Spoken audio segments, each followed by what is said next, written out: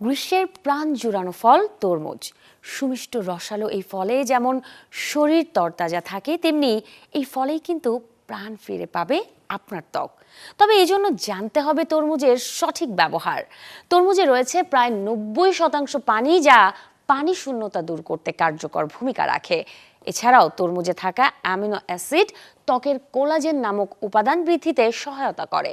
এতে রয়েছে antioxidant, vitamin A, B এবং সি। এই উপাদানগুলো ত্বকের শুষ্কতার পাশাপাশি বলিরেখা দূর করতেও সাহায্য করে।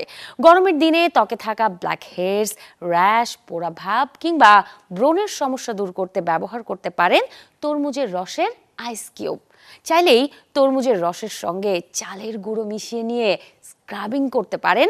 তৈলাক্ত ত্বকের জন্য তরমুজ এবং লেবুর রস একসঙ্গে মিশিয়ে ক্লিনজার হিসেবেও ব্যবহার করলে ভালো ফল মিলবে।